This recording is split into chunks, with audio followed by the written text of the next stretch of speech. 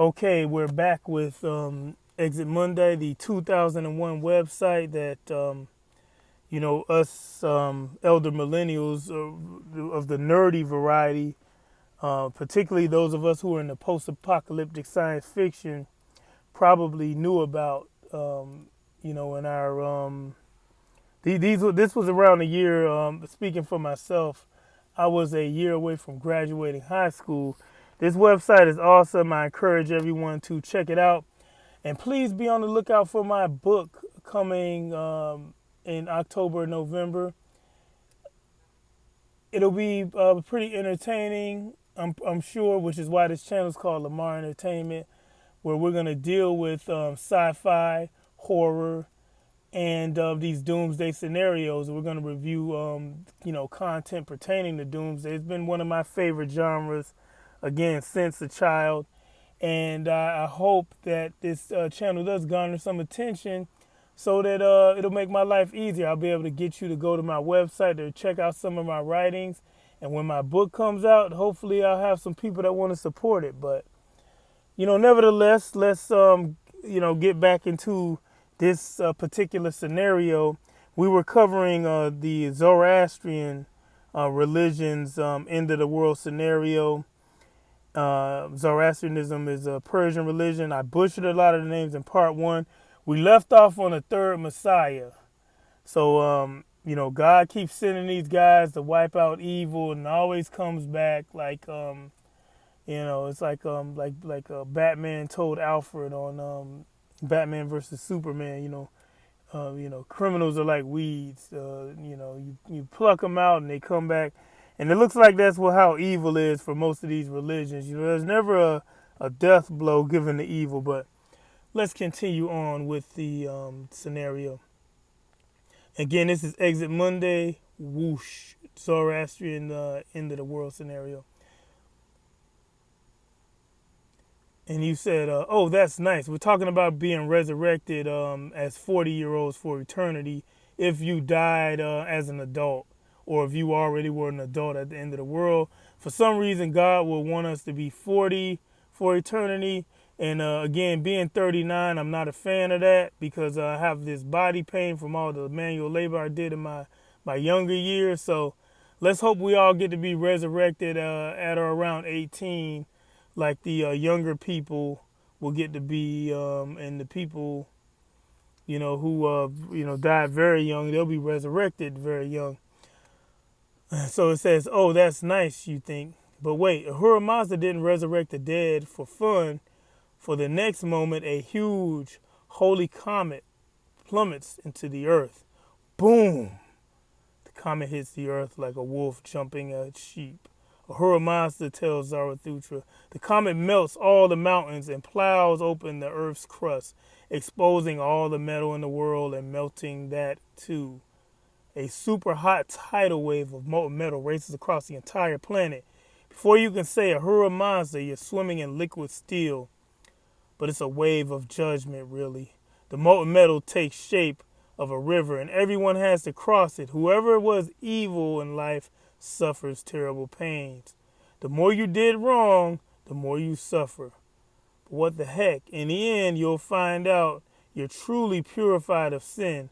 The molten metal literally burns away every scratch of evil from your soul. Oh, and by the way, if you were already pure of heart, you survived the wave without any problem at all. The molten metal will feel like warm milk, as Zarathustra puts it.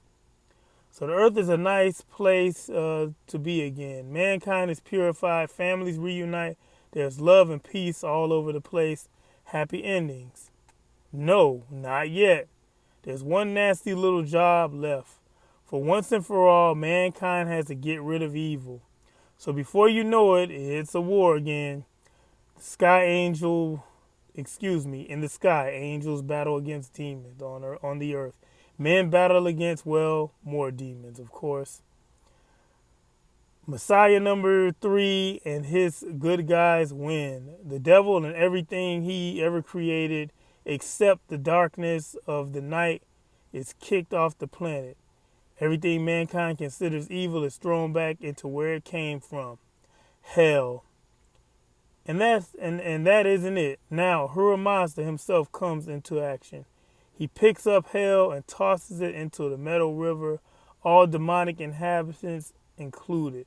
Hell burns up, and when it's done, there's nothing left but purified stretch of peaceful countryside.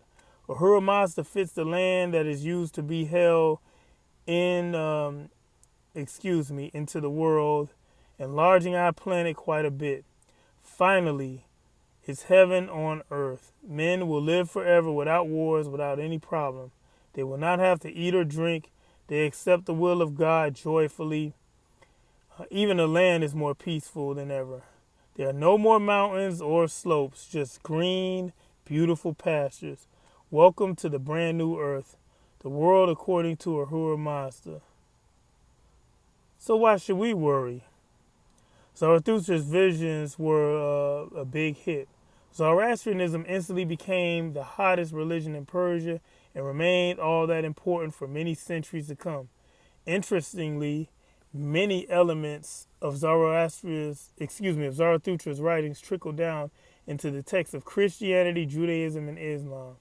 Not only was Zoroastrianism the first monotheistic religion, Zarathustra was the first to introduce the doctrines of final judgment and the coming of a Messiah to save humanity from evil, let alone those striking parallels between the birth of Christ and the birth of Zoroastrianist messiahs. Zarathustra's prophecy is taken literally, has some interesting features to it. Indeed, the religion of Ahura Mazda has gone into oblivion because of hostile people invading Persia. In 651 or 652, Muslims conquered Persia. And in the 9th century, Zoroastrianism was effectively banned.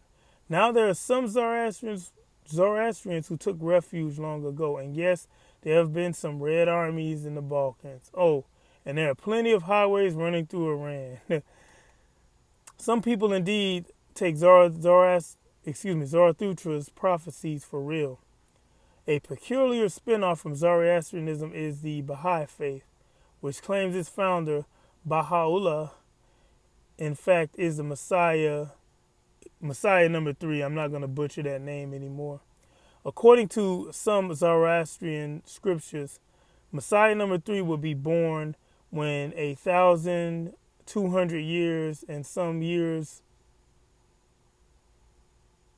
have passed from the inception of the religion of the Arabian.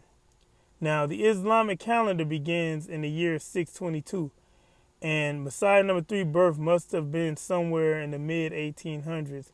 And look who was born in the mid-1800s. You guessed it, Baha'i founding father Baha'u'llah.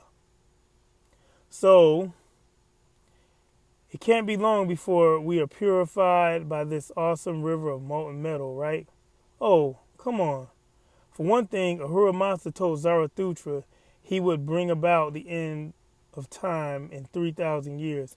But since Zarathustra lived some 1,000 or 600 years before Christ, at least some of the predictions should have already come true. But days and years are definitely not 1/3 shorter. People still need food, and at least Exit Mundi does. And last but not least, although some Christian extremists think otherwise, it is way out of line to say Islam is a vile religion run by demons. I agree. The previous religion we went over, if you do want to make that insult towards one, that would be, because for obvious reasons, anything that seeks to relegate people into permanent humiliation and servitude because of their skin color, I think it's pretty vile, but that's just my opinion. Back to the text of Exit Mundi. A more down-to-earth reassurance we won't have to bathe in molten metal before long pops up when you have a closer look at the historic context of the Zoroastrian apocalypse. There are many different versions of Zarathustra's vision. It took Exit Mundi weeks of reading to come up with the scenario of doom and destruction outlined above. In one version, the first two saviors are nameless figures. In other texts, there's yet another savior, a guy by the name of Ashidar Ma. The reason for all the confusion is that Zarathustra's scenario was written over and over again by later generations of Zoroastrians. As their religion became persecuted in the 9th century, the apocalyptic became very important to Zoroastrianism. Ahura Mazda worshippers everywhere in Persia clung to their apocalyptic writings to comfort its bottom line, being that eventually Zoroastrianism will win. Zoroastrianists thus elaborated on the story, filling in many details and coming up with completely new predictions of the apocalypse to come. In that respect, Zoroastrianism end of days too seriously would be much like believing in Father Xmas's or Boogeyman. Father Christmases, I should say. Well, at least that's Exit Mundi's opinion on the matter. And when that big, mean river of molten metal arrives, after all, oh boy, will we suffer. And again, I tend to agree with Exit Mundi. But, I do believe in we have a creator, and we're here to seek the best life possible for ourselves and other people, because how is your life going to be good if where you live isn't at peace and there's goodness for everyone? At least that's my take on it. Lamar Entertainment. Be on the lookout for the next scenario, and I hope to get into some creepy pastas. And thanks for watching, or listening, I should say. And again, hit any of those buttons below, and I will see you in the next video.